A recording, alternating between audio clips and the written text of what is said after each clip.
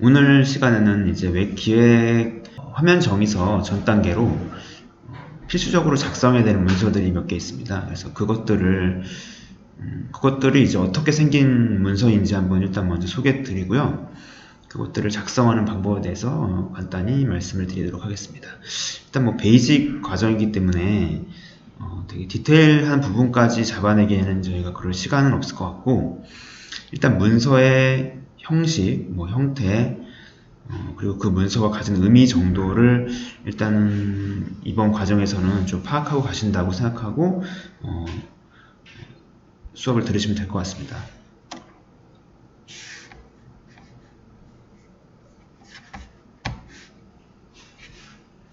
첫 번째로 사업 계획서를 한번 보실 텐데요.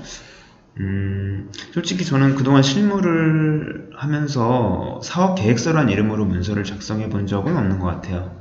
보통 이제 제안서란 이름으로 많이 작성을 하게 되는데, 저희가 이제 교재로 삼고 있는 웹 기획 입문, 웹사이트 기획 입문이라는 책에 사업 계획서란 이름으로 이제 이렇게 샘플이 나왔기 때문에 저희는 이걸 한번 살펴보는 것이고, 어차피 뭐 형식이 제안서도 사실 이렇게 크게 다르진 않아요. 그러니까 여기 나와 있는 샘플 같은 경우는 상당히 좀 이제 간단한 형태고, 사실 제안서는 좀 더 페이지 수도 많고, 들어가야 되는 내용도 많고, 뭐 경우에 따라서는 실제로 디자인 시안 같은 것이 들어가는 경우도 있고요. 그래서 그런 부분들은 좀 차이가 있다는 거를 감안하셔서 한번 봐주시면 될 것 같습니다.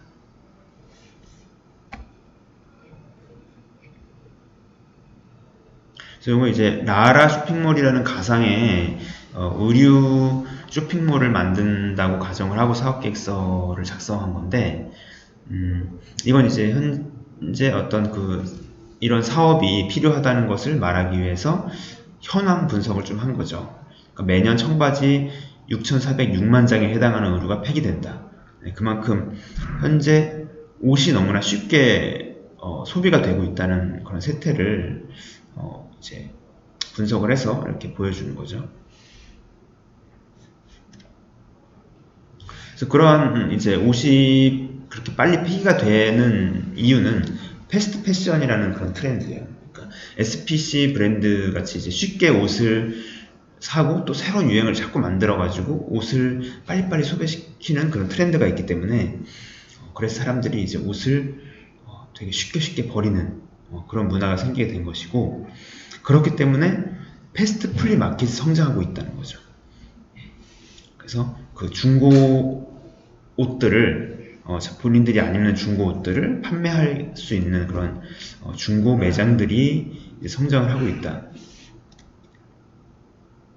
네. 좀 전까지 이제 했던 건 시장 분석이었고, 이제는 이제 고객 분석, 타겟이 될 만한 고객을 분석하는데, 아무래도 그렇게 빨리 옷을 구매하고 또 빨리 폐기를 하다 보니까 어차피 경제력은 이제 제한적이잖아요. 사람이 돈을 버는 월급이나 이런 거는 제한적인데, 옷을 많이 사야 되면 사실 어떤 부분을 가장 보겠어요? 옷을 살 때 아무래도 경제적인 부분이겠죠. 이제 좀 옷이 물론 예쁘고 뭐 트렌드에도 맞아야 되지만 좀 저렴해야 되는 그런 부분들을 많이 볼 거예요. 그래서 10대, 20대 의류 구매 기준의 가장 중요한 부분, 경제성이다. 그래서 여기 그런 통계 자료 같은 것들도 이제 넣어서 이렇게 분석을 하는 것이죠. 그래서 그와 같이 이제 어떤 트렌드에도 뒤처지기 싫고 또 경제적인 부분도 고려해야 되는 이러한 어떤 요구사항을 맞춰서 쇼핑몰의 아이디어를 세련된 스타일과 알뜰한 소비를 한 번에 할 수 있는 쇼핑몰을 이제 만들겠다라는 아이디어를 내게 되는 것입니다.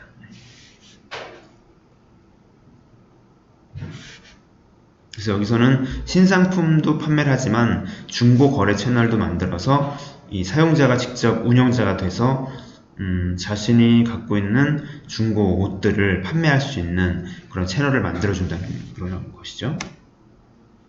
그래서 이 쇼핑몰 같은 경우는 왼쪽에 스타일숍은 트렌드에 맞는 새로운 신상품, 그냥 우리가 흔히 알고 있는 그냥 쇼핑몰 그런 거를 생각하시면 되고, 오른쪽에 오픈숍은 사용자들이 직접 자신들이 보유하고 있는 옷을 판매할 수 있는 채널인 거예요. 그래서 여기서 또 하나의 아이디어는 사용자들이 본인들의 그 옷을, 중고 옷을 판매하고 그것들을 그냥 현금으로 받게 된다면 사실 이 왼쪽에 있는 스타일숍, 신제품을 팔아야 되는 스타일숍이 스타일숍 쪽으로 뭔가 구매가 이어지지 않을 수도 있어요. 왜냐면은 그러한 신상품을 파는 쇼핑몰은 흔하디 흔하잖아요. 너무 어디 가도 흔한데 굳이 여기서 구매할 필요가 없을 수도 있다는 거죠. 그래서 이제 얘네들이 머리를 쓴 게 오픈숍에서 판매하는 제품에 대한 수익은 포인트로 주는 거예요. 그 판매자한테. 어쨌든 결제 과정은 이 라라 마켓에서 진행이 되는데, 라라 마켓이 현금으로 중고 판매된 것에 대한 그 판매 금액을 현금으로 받으면 그것을 그 중고 판매자한테는 포인트로 주는 거죠. 그래서 그 포인트를 스타일숍에 와서 신상품을 구매할 때 쓸 수 있도록, 그렇게 하면은 이제 스타일숍 쪽으로도 매출로도 이제 연결될 수 있겠죠. 그런 식으로 아이디어를 냈다라는 부분이고, 네, 여기 좀 더 이제 잘 나와 있네요. 구조적으로.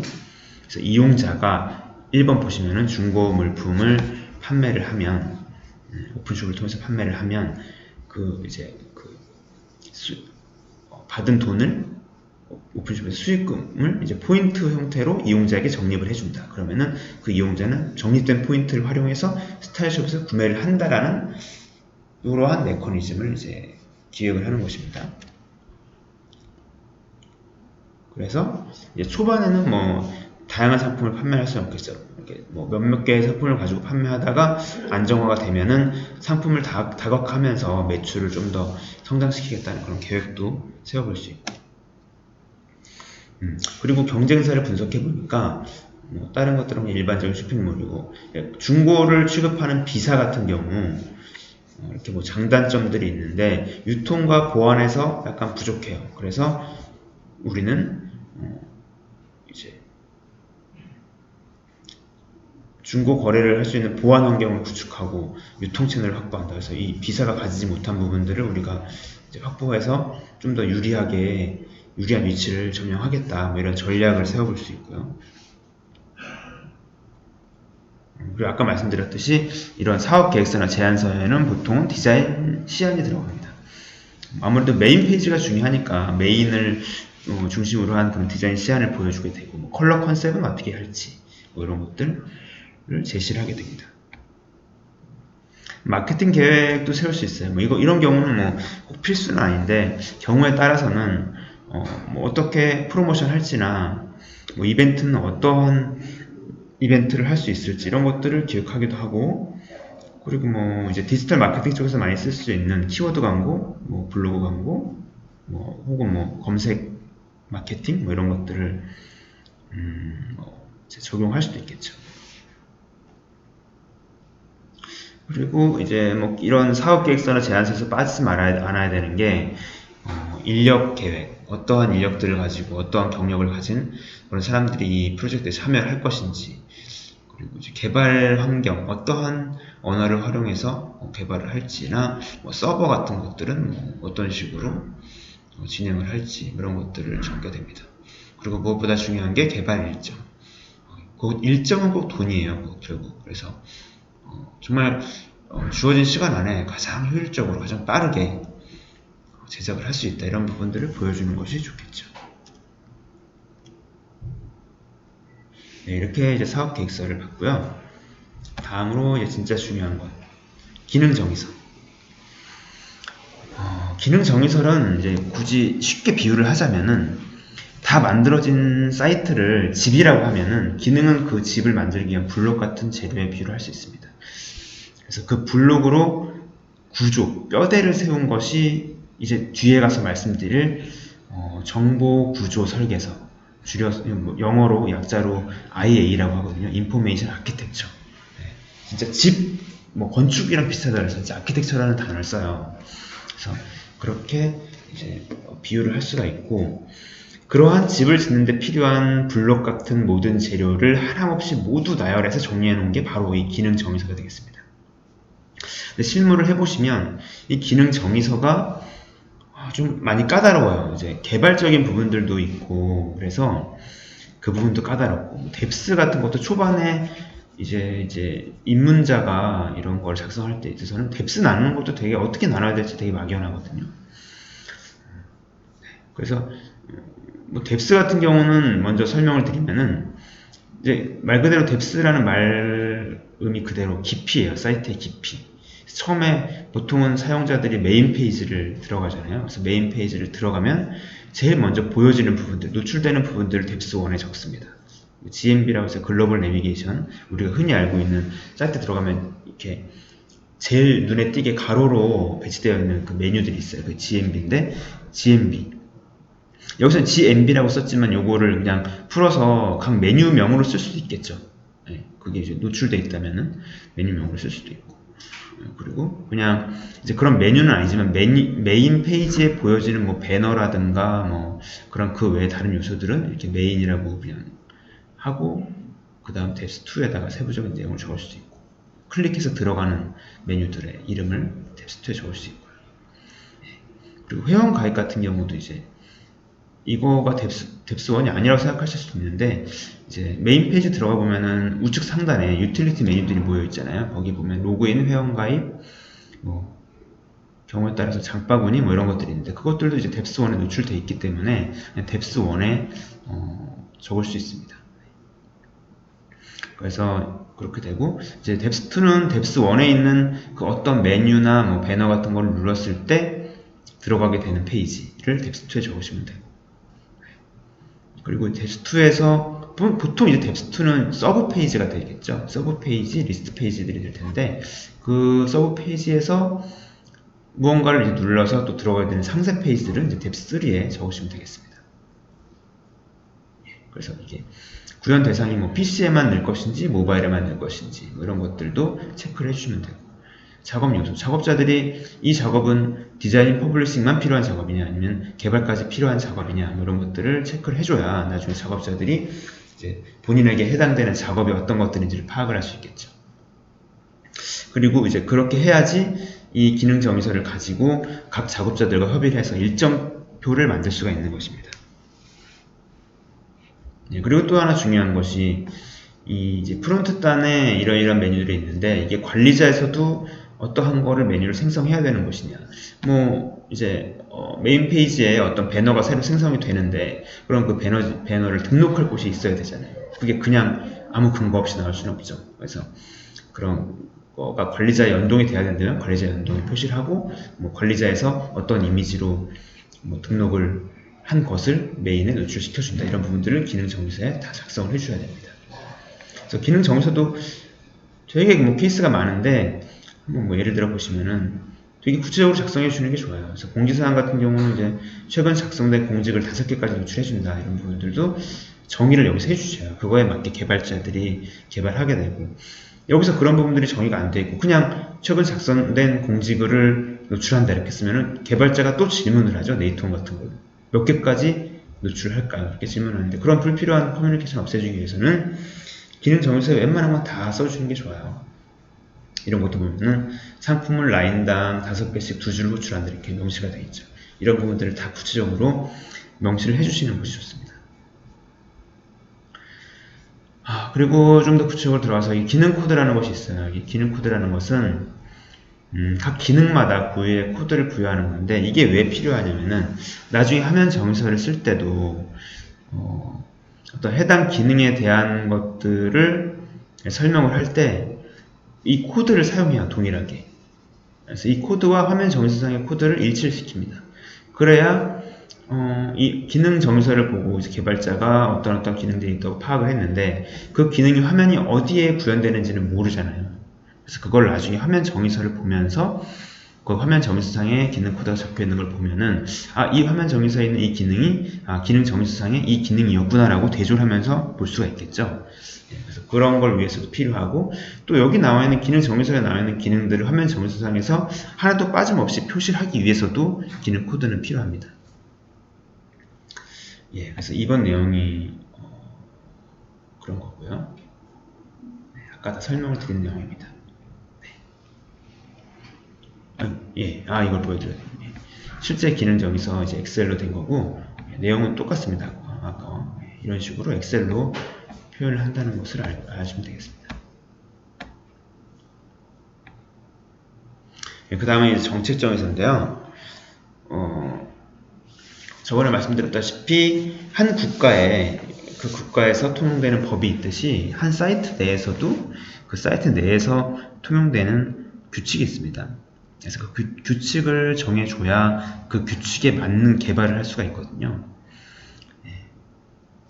그래서 이 정책 정의서 단계에서 고객 클라이언트하고 충분한 소통을 통해서 이런 기능 정책 정의서들을 확정을 시켜놔야지 나중에 이제 개발이 다 진행된 상태에서 정책이 바뀌어가지고 또 개발을 수정해야 되는 경우가 없을 수 있어요. 그런 부분들을 줄일 수 있어요. 전혀 없을 수는 없지만 많이 줄일 수가 있죠. 그래서 보통 시간이 오버되고 사이트 오픈이 연기되는 이유 중에 많은 것들이 정책을 나중에 이제 초반에 명확히 잡지 않아가지고 나중에 가서 막 왔다 갔다 해요, 정책이.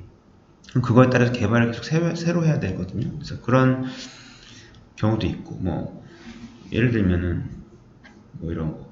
회원 가입을 할 때 아이디 생성을 뭐 영문 숫자만의 조합을 할 건지 특수 문자를 포함할 건지 뭐 이런 거에 따라서 이제 그 바뀌는 거에 따라 스토리보드도 다 수정해야 되고, 뭐 개발이 됐다면 그걸 또 수정해야 되고, 이런 부분들이 있어요. 그래서 최대한 초반에 이런 걸 정리를 하고 가는 게 중요하고요.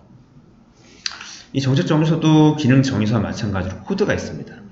그래서 이런 코드를 다 이렇게 각 정책별로 하나하나씩 코드를 매겨주시고, 이것들은 또 역시 화면 정의서상에서 그 필요한 정책이 화면 정의서상에 이제 언급을 해야 될 필요가 있을 때 그 코드와 함께 언급을 하면은 정책 정의서의 내용과 비교를 하면서 볼 수 있겠죠. 그리고 기획자가 정책 중에서 이제 빠진 것들을 체크하기도 쉽고요.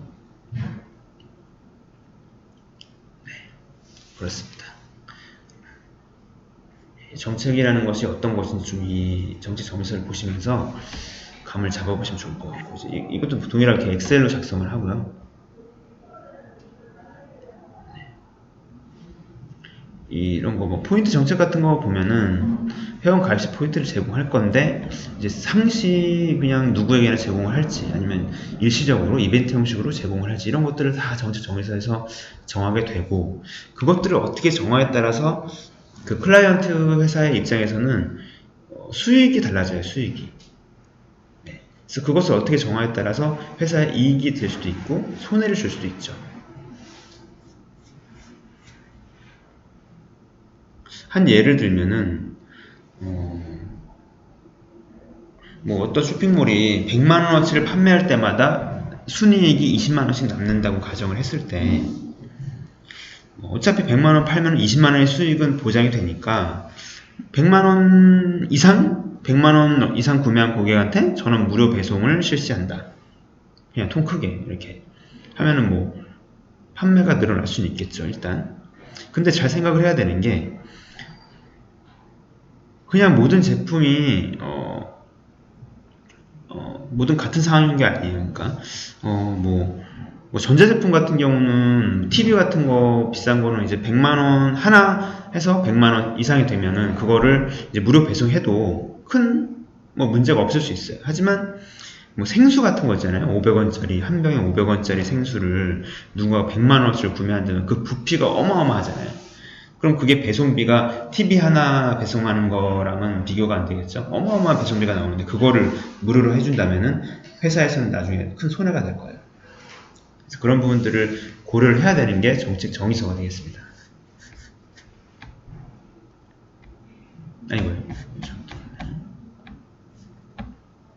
다음 일정표.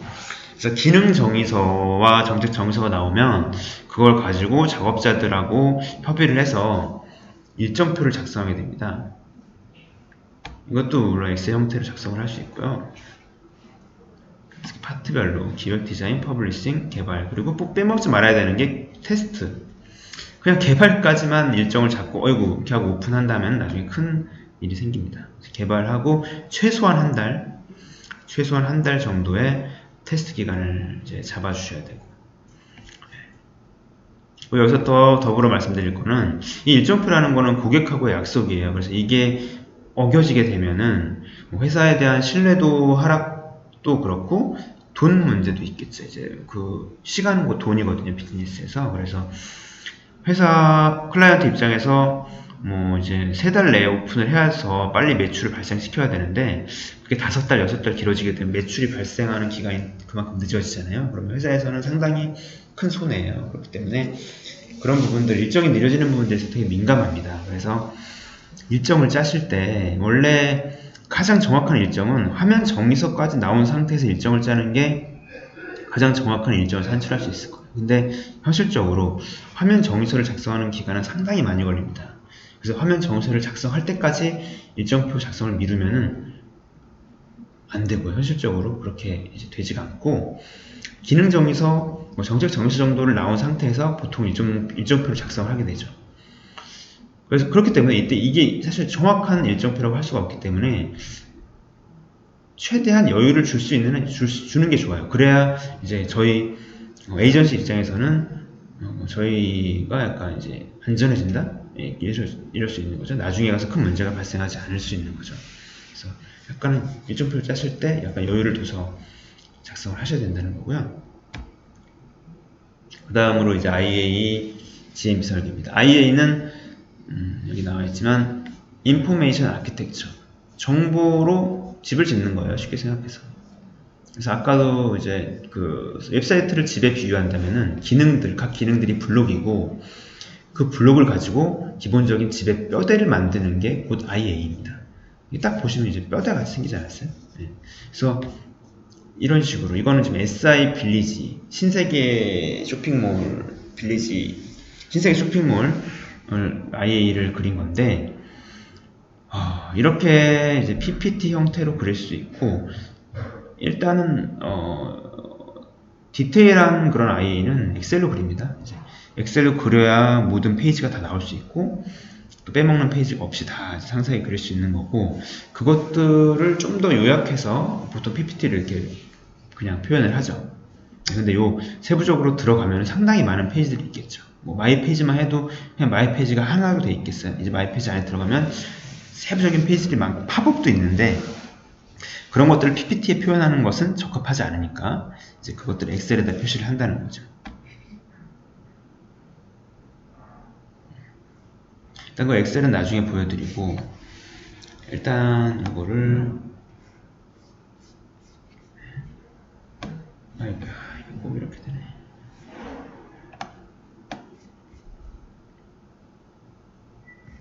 이게 아니네.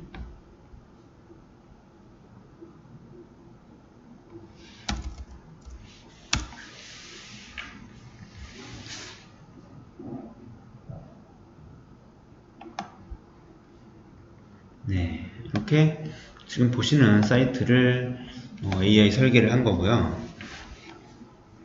여기 보면 헤더라고 있는 부분이 있는데 헤더는 보통 GMB, 여기 지금 회색으로 보이는 부분 GMB라고 해서 글로벌 내비게이션 이 부분의 위쪽을 그냥 보통 헤더로 잡는 경우가 많아요. 그래서 지금 위쪽에 있는 이벤트 기획전 아울렛, 나우 에디터 초이스 이거 그냥 로고고 그 다음 유틸리티 메뉴들 로그인 마이페이지 고객센터 유틸리티 메뉴들 이것들을 이제 헤더에 이렇게 배치를 했고 그 다음 그 밑에 GMB 쪽에 브랜드, 여성 패션, 남성 패션 이렇게 있죠. 이것들을 이제 GMB에 배치를 했고 그 다음 이제 그 안에서 리빙이라는 거에 들어가면 리빙에 들어가면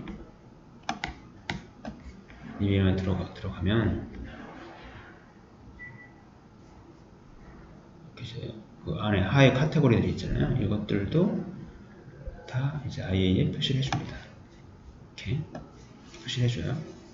그래서 지난 시간에 얘기한 내용을 기억하실지 모르겠는데 메뉴와 카테고리의 차이를 얘기했었어요. 그래서 결과적으로 메뉴는 카테고리 안에 포함이 된다. 그리고 메뉴는 고정적이고 카테고리는 약간 이제 유동적으로 만들어야 된다라는 부분이고요. 그래서 보면은 여기는 이제 프로덕트를 또 따로 이렇게 AI를 만들었습니다. IA를 만들었습니다. 네.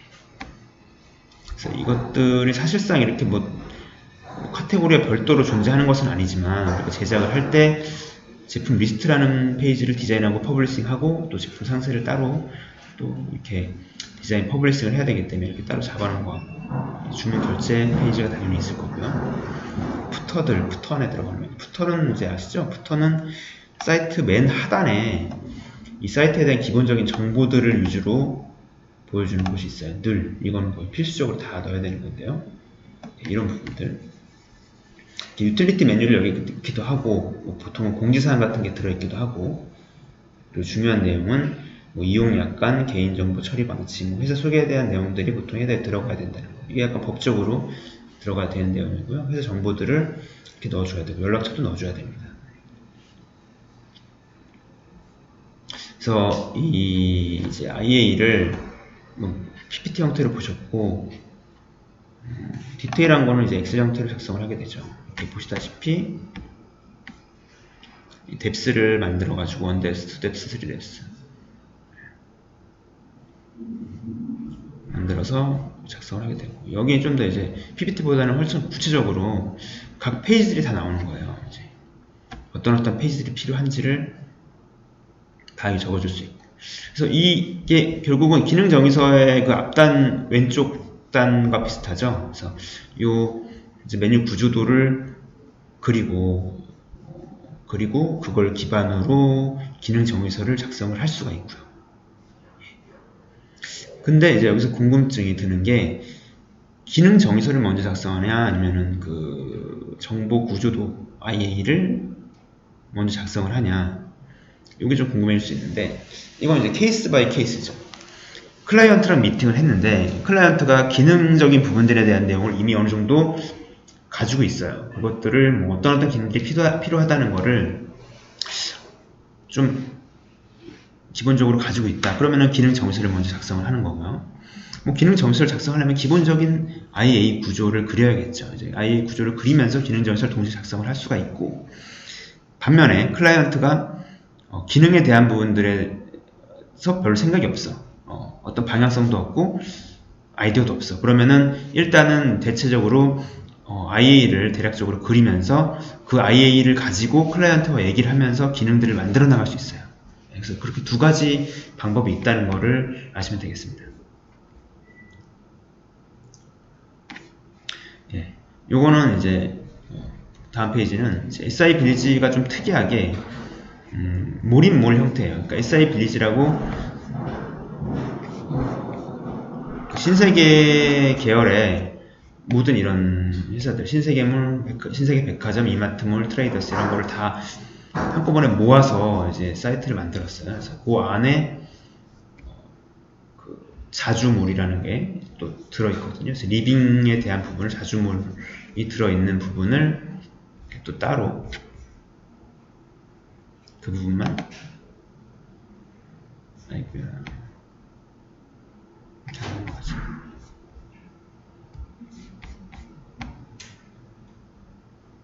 이럽니까? 네, 그 부분만 따로 또 IA를 그린 겁니다. 그래서 이런 구조를 좀 파악을 해보세요. 브랜드라는 거 안에는 또 입점물들을 이렇게 늘 배치할 수 있고 이쪽은 이제 주로 컨텐츠 쪽인데 컨텐츠 같은 경우도 어떤 게 더 상위 개념으로 묶을 수 있는지 이런 하위 개념들을 상위 개념으로 이렇게 묶어가지고 사람들이 이용하기에 직관적으로 딱딱딱 메뉴를 찾아 들어갈 수 있게끔 이렇게 기획을 하는 것이 되게 중요하고요. 이런 카테고리들도 이렇게 배치를 할 수 있죠. 이제 이런 IA를 작성을 하면서 이런 순서 같은 것들도 이렇게 정할 수 있고요.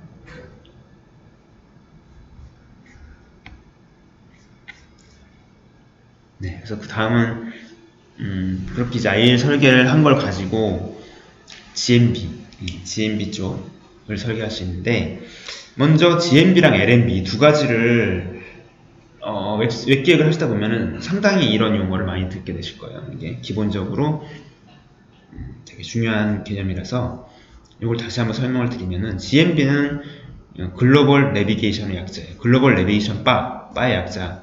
이렇게 이런 식으로 바라서 이제 바라고 하는 거고. 예.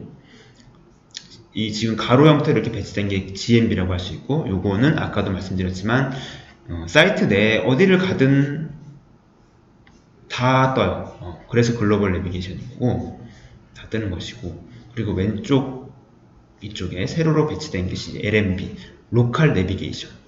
네, 로컬 지역이잖아요. 그래서 이 GNB나 이런 걸 찾아 들어가서 해당 페이지 안에서, 서브 페이지 안에서의 어떤 사람들에게 길을 알려주는 기능, 그런 걸 하는 게 LNB라고 보시면 되고, 이걸 한번 또 사이트에 한번 들어가 보면,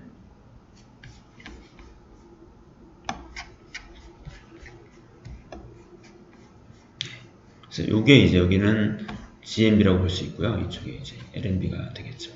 LNB가 꼭 이렇게 이렇게 서브 페이지 안에 들어가서만 있는 게 아니라, 사례가 좀 여긴 없는데 어떤 사례가 있지?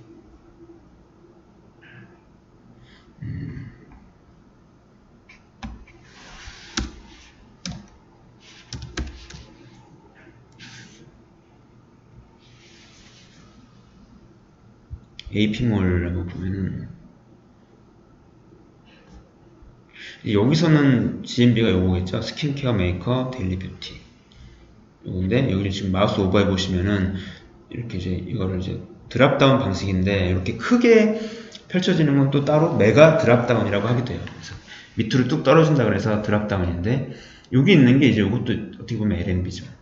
이 해당 페이지에 대한 내비게이션이잖아요. 그래서 여기 들어가면 물론 뭐 왼쪽에 있겠죠.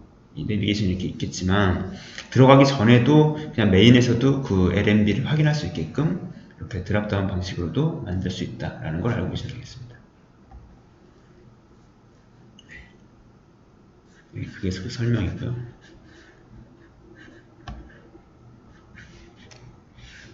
그 다음 이런 뭐 LNB 상의 메뉴나 GNB 상의 메뉴나 이런 메뉴명들을 그냥 있는 그대로, 저희가 이제 그냥 기능 있는 그대로 쓰게 되면은 약간 몸이 건조해질 수가 있어요. 그래서 여기 보면 뭐 그냥 보통 뭐 베스트 제품, 베스트 프로덕트 이런 거 많이 쓰는데 베스트 100이라는 이름을 썼고, 오반장이 뭐 이게 뭐였죠? 뭐 자주 구매하는 제품이었나? 뭐 잘 모르겠는데, 아무튼 이게 뭐 이제 기능적인 뭐 단어로 하면은 그냥 뭐 자주 구매하는 제품 또는 뭐 일시적인 할인 뭐 이런 걸 텐데, 그런 것들을 다 이렇게 이름을 지어주는 거예요. 약간 좀 더 그 사용자 친근하게. 이런 것도 보면, 멜론도 보면은 뭐 멜론 DJ, 멜론 하이파이 이런 식으로 이름을 지어줬죠. 그래서 이런 걸 참고하셔서, 다음 같은 경우는 브런치, 이거 그냥 블로그 같은 걸 텐데 블로그라고 안 하고 브런치 이런 식으로 약간 뭔가가 연상되게끔 같이 이렇게 해주는데, 이런 걸 레이블링이라고 한다는 거죠. 여기까지 되겠습니다. 그래서 다음 시간에는 이제 이렇게 그 웹 기획에 있어서 기본적인 문서들을 가지고 다음 시간에 본격적으로 화면 정의서를 작성하는 법을 배우겠습니다. 그래서 화면 정의서는 곧 기획자한테는 약간 생명과도 같아요. 이제 기획자는 화면 정의서로 말한다 이런 말이 있는데, 가장 또 이제 뭐 작업자들하고 이제 무슨 문제가 생기거나 아니면 고객하고도 가장 많이 보고 협의를 해야 되는 것이 바로 이 화면 정의서인데, 그 부분에 대해서 다음 시간에 배워보도록 하겠습니다. 들어주셔서 감사합니다.